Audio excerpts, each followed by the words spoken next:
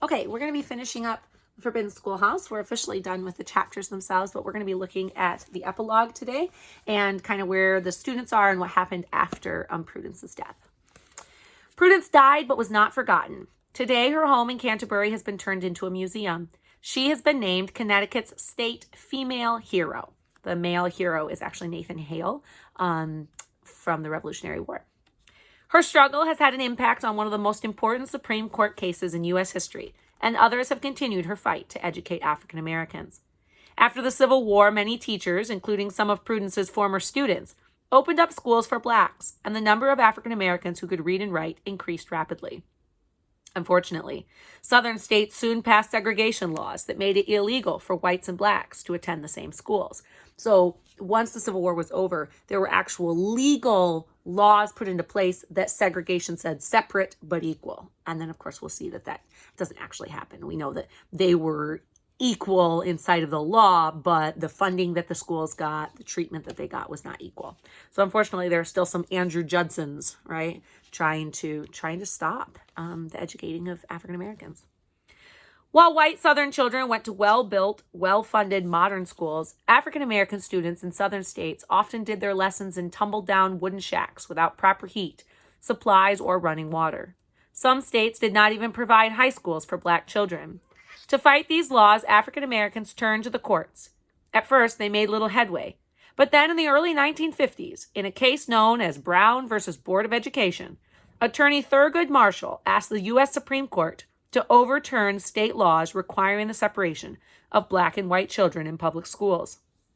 In his presentation to the court, Marshall cited many arguments, including some dealing with human equality and equal laws that were first presented at Prudence Crandall's trial by her attorney, William Ellsworth. So kind of cool, in the 1950s, Thurgood Marshall is actually using the evidence that Prudence and her lawyers had used for her school. This is, of course, a picture of Thurgood Marshall, very, very famous lawyer who, of course, fought for against segregation in our schools.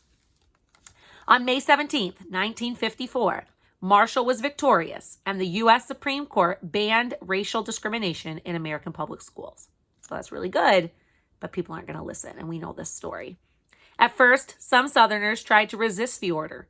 In Little Rock, Arkansas, 125 years after Canterbury citizens threw stones at Prudence's pupils, President Eisenhower had to order U.S. troops to protect black students who tried to attend a formerly all-white high school from an angry white mob.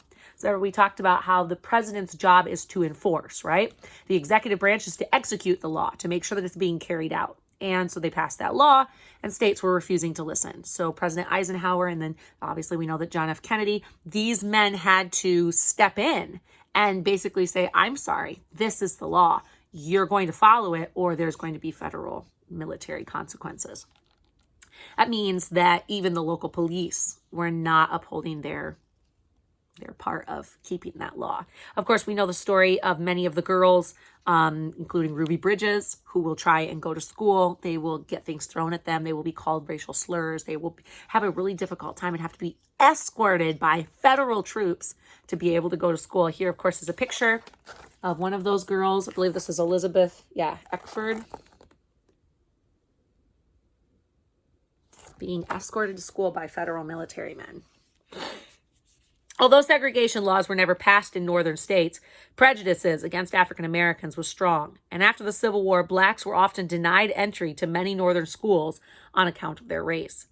In the early 1960s, roughly 10 years after Thurgood Marshall's great victory in the Supreme Court, there were still so few good educational opportunities for African Americans nationwide that President Kennedy declared, and quote, "The Negro baby born in America today, regardless of the section or state in which he is born, has about 1/2 as much chance of completing high school as a white baby born in the same place on the same day, 1/3 as much chance of completing college, and 1/3 as much chance of becoming a professional man."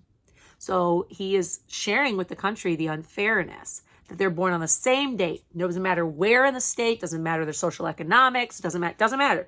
Based on their race, they're half as likely to get educated, and then 1/3 and 1/3 likely to become a college professional. In the 1960s, as the result of the civil rights movement, educational opportunities for blacks increased as racial barriers began to fall. In 1965, President Johnson gave a boost to African American education by starting an affirmative action policy, which ordered schools receiving money from the federal government to make special effort to admit minority students. So this law basically said that if you're getting federal money, if you're getting money from the government, you need to admit a certain number of African Americans, a certain number of Hispanics, a certain number of white kids. You cannot just admit one racial group. You need to include minorities. A few years later, the Supreme Court ruled that public schools in the North and South that were still segregated because blacks and whites lived in different neighborhoods could be integrated by busing. Today, American schools are open to students of all races. Laws prevent the kind of prejudice that Prudence Crandall's students encountered, and many African Americans in both the North and the South now have professional jobs and send their children to good schools. But despite these gains, many American blacks are still likely to receive less education and go to poorer schools than whites. So unfortunately, we can't really just say that, oh, this is done. People don't really deal with this anymore. Nobody's racist. Nobody has prejudices. Nobody gets unfairly treated anymore. Yes, by law, we don't have those things that limit that. But remember, the 1960s, we talked about, these things are only a few generations. 1960s is only a generation away from me. It's only 2 generations away from you. And people remember the mistreatment. They remember those things. They pass that down to their children. And then the people that are prejudiced against them also pass that down to their children. So we're only a few generations from people literally fighting for blacks and whites not to go to school. And so when you have an entire group of people who for 125 years weren't given equal rights, weren't given the ability to educate themselves the same way. A lot of times they live in those poor communities like Maricha. Her family was very educated. They were very classy. They were trying really hard in their lives, but they tended to live in the slummier parts of New York. Why? Because they weren't accepted other places. So a lot of times the things that we see today that we could say, oh, well, that doesn't exist anymore.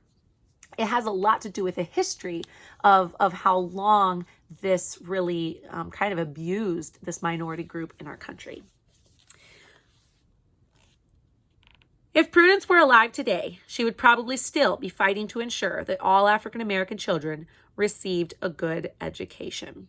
Says although more African American students have entered college than ever before, only 11% of all U.S. college students are black. So 11%. That is a very, very small percentage of students from a lot of times inner city or being able to, go to schools that are maybe outside of their area that get them into good colleges or get them good ACT or SAT scores. 11% of them graduate from college across the nation. So that's a very, very low percentage. He says here, June of 2000, white and African American second graders eating together at a public school in Mississippi. And I think this is a cool way to end this. Look at these kids. Just happy. Just naive to the idea that there should ever be any judgment based on race. All right, so now we're going to look at the students that graduated from her school. I think it's amazing. These girls went on to really do things with their lives. Now, some of them, they don't know a lot of information on them, but a lot of these girls went on to do historic things and then also just important things in their own local communities. The African American girls aged roughly 9 to 19, so there's quite a spread here, who attended the Crandall School were as courageous as their teacher. Although no complete school roster existed, evidence suggests that there were probably around 20 pupils. Very little is known about most of these young women. In some cases, even their exact names are in doubt. But researchers have uncovered a few facts about the pupils listed alphabetically below. Henrietta Bolt, a student from New York, testified about the school fire at Frederick Olney's trial. Elizabeth D. Bustle came from Philadelphia and was the daughter of a teacher who also had helped fugitive slaves escape. M.E. Carter, Jersuka Kondong, and Theodosia DeGrassi came from New York. Sarah Harris Fairweather, which of course is a very popular girl in our story. Prudence's first black pupil was the daughter of a respectable Connecticut farmer. After her marriage to blacksmith George Fairweather, Sarah moved to Rhode Island. There, the Fairweather home became a center of abolitionist activity. Sarah provided food, clothing, medicine, and shelter to many slaves escaping from the South via the Underground Railroad. She corresponded with Prudence throughout her life, and 2 of her children later became teachers. Of course, remember, she also named one of her daughters after Prudence. After her death in 1879, a dormitory at the University of Rhode Island was named after her. Amy Fenner was the student who was first noticed the fire, and she testified at Frederick Olney's trial. Polly Freeman came from New York. Eliza Glasgow came from Griswold, Connecticut. Her father, Isaac, a blacksmith, ran a large business that employed more than 30 people. He made tools for farmers and carpenters and specialized in producing harpoons and other instruments for the whaling industry. Eliza was called as a witness at Prudence's trial.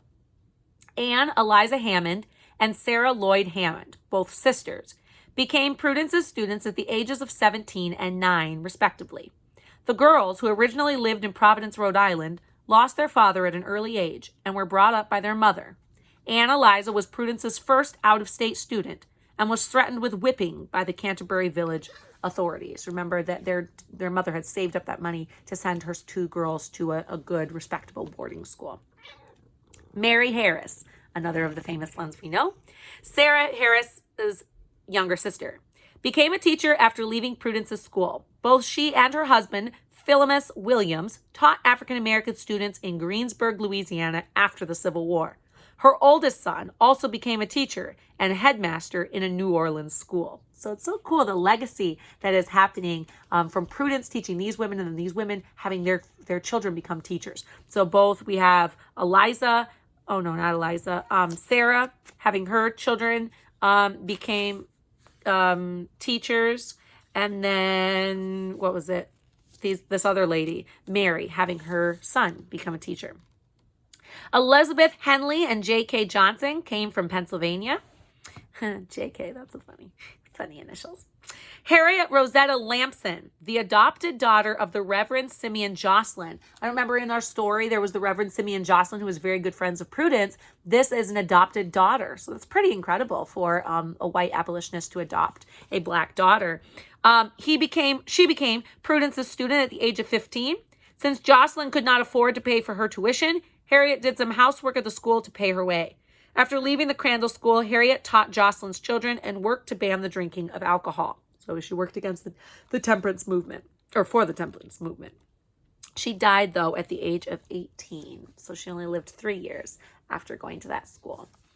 G.C. Marshall came from New York. Ann Peterson, a student from New York, was threatened with whipping by the Canterbury village authorities. She was also called to testify at Prudence's trial. Mariah Robinson, a student from Rhode Island, gave evidence about the fire. Elizabeth N. Smith was taught by Quaker tutors before she attended the Crandall School. She later became a teacher and eventually rose to be principal of a school in her hometown of Providence, Rhode Island. Again, we just see this legacy still going on, which is so awesome. Catherine Ann Weldon, a student from New York, was called to testify at Prudence's trial. Amelia Elizabeth Wilder, a student from New York, was asked to appear at Prudence's trial, but she could not attend because she had to return home to care for her sick mother. Julia Williams, arguably probably one with the most interesting life. It says here, was born in Charleston, South Carolina, and moved to Boston when she was very young. After leaving the Crandall School, she continued to study at the Noyes Academy in Canaan, New Hampshire, until it was destroyed by an armed white mob in 1835. So it wasn't just Prudence's school that was getting destroyed in the northern states. She also then, after she went there, she went to another academy, and it was destroyed by a white mob. Julia finished her education at the Oneida Institute in New York and taught at an elementary school in Boston. In 1837, she was chosen as a delegate to the annual Women's Anti-Slavery Convention in New York City. So then she went and fought for women's rights, and she was a delegate. She represented her area. 3 years later, she married Henry Highland Garnet, a brilliant speaker who was an important figure in the African-American abolitionist movement. After their marriage, Julia and her husband worked as missionaries in the British West Indies. Incredible, right? These people are really on fire for the passion that they have in their lives, their passion for women's rights, their passion for anti-slavery, their passion for spreading the love of Jesus. Julia died in 1870 at the age of 59. Her husband was named U.S. Ambassador to Liberia in 1881. So then her husband was the ambassador. Ambassador is the representative, like they represent the United States in Liberia. And remember I told you about the creation of Liberia? How they created Liberia as a place to send back slaves to Africa, and the U.S. kind of created this area where they could return to.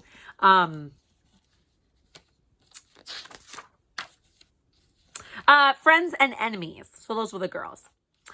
In the years that followed the closure of Prudence's school, many of her associates continued to be involved in the struggle for equal rights. Here in brief are their stories. Okay, William Ellsworth, remember the lawyer. After defending Prudence, Ellsworth retired from the U.S. Congress. He became governor of Connecticut in 1838 and was later appointed Associate Justice of the Supreme Court of Connecticut. Although Ellsworth died in 1868, some of the arguments that he presented at Prudence's trial later helped attorney Thurgood Marshall convince the U.S. to ban racial segregation in 1954. So, wow, he did her speech trial, and then he went on to become the governor of Connecticut, and then he was the justice of the Supreme Court. So he was a judge in the state Supreme Court. So, wow. William Lloyd Garrison, of course, we know the writer of The Liberator. Despite being rivaled, threatened, and even dragged through the streets at the end of a rope by an angry pro-slavery mob, Garrison continued to publish The Liberator and fight for abolition. Why did I say abolition? Because he hated violence and hoped to end slavery without bloodshed, he refused to support the Civil War until President Lincoln freed slaves in the Confederate States by issuing the Emancipation Proclamation. So, he was trying to end slavery without bloodshed, and he actually wouldn't fight in the war. And then once the Emancipation Proclamation happened and the slaves were freed, he went kind of into that and was willing to fight for it. A few days after ratification of the 13th Amendment to the Constitution, which officially abolished slavery in the United States. After the war, Garrison worked to educate former slaves. He also supported the struggle to give women the right to vote. He campaigned for the rights of Native Americans, and he objected to discrimination against Chinese immigrants. He corresponded with Prudence in later years and would die in May of 24th, 1879. These people had such conviction. It inspires me so much to do something with my life, these people just fought for everything that was just, they were on fire for, and they didn't let anything get in the way of that. Andrew Judson. So remember Andrew Judson, the guy who, basically the villain of this story, right? The guy really trying to tear down Prudence's school. After serving briefly in the U.S. Congress, Judson was appointed a U.S. Circuit Court judge by President Andrew Jackson and surprised many of his abolitionist critics by making an important court decision in favor of blacks. So, Prudence's school gets shut down in 1835, okay? 4 years later, in 1839, he is a local judge, okay? And like a circuit court judge the circuit court is like part of the national courts that are happening. And there's different circuits and they deal with different things in different areas. And in his area, because it was right there on the East Coast, it will deal with, and we've already talked about this before, a slave revolt. Do you remember me talking to you about the Armistead, right? That ship that was, the slaves rebelled and they actually got the ship taken over and they sailed it back to Africa. Do you remember me saying that they were put on trial and they were given their freedom? Guess who the judge was that gave them that freedom? It's fascinating.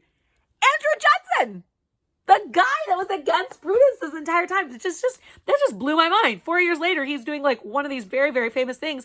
In 1839, when a group of illegally imported African slaves escaped from their Cuban masters, Judge Judson was asked to decide whether the slaves should be freed and sent back to Africa or be returned to Spain in Cuba, where they would be cruelly executed. Although both the Spanish and U.S. governments wanted Judson to send the runaways back to Cuba, Judson ordered the blacks to be freed and returned to Africa. That's just fascinating to me that he was the judge of that. The case was known as the Armistead case because it became famous because it marked one of the first occasions on which blacks succeeded in using the U.S. legal system to fight for justice.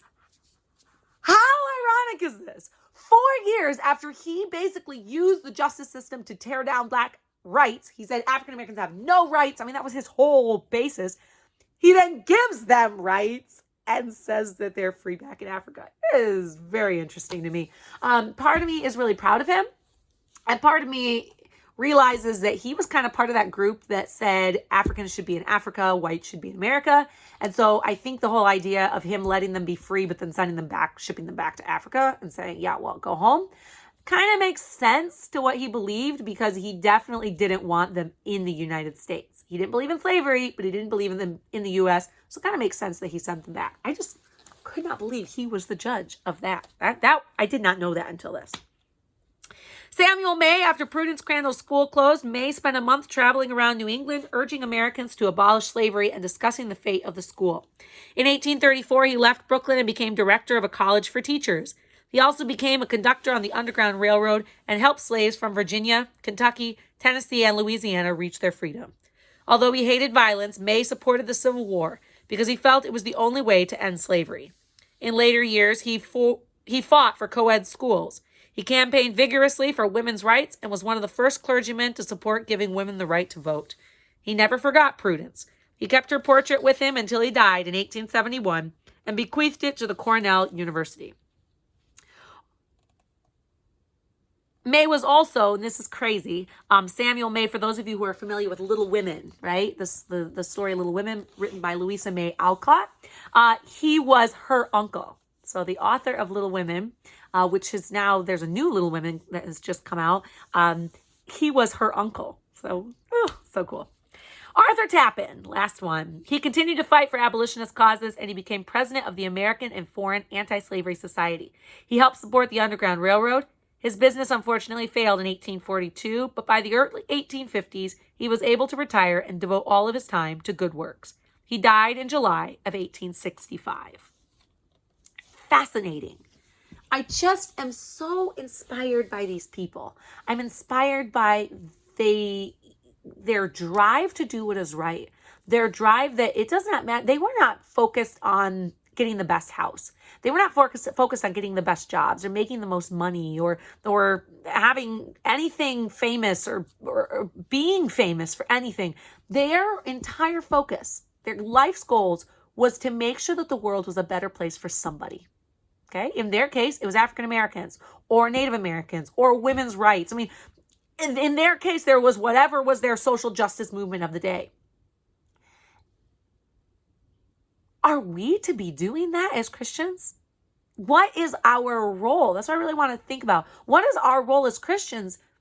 Are we supposed to just go to church and be friendly to our parents and our friends and have great potlucks and, do what we're supposed to do as Christians? Or are we called to something greater? Are we called to mission work?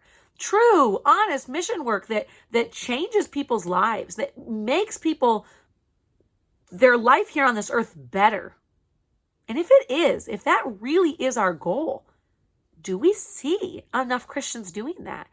Are we actually living out go, right? The Bible tells us that Jesus tells us, go and make disciples. Go and improve this world. Let them know about my love. Let them see what my kingdom looks like. Are we doing that? And if we aren't doing that, should we be doing that? How can we be doing that? These people really inspire me. They died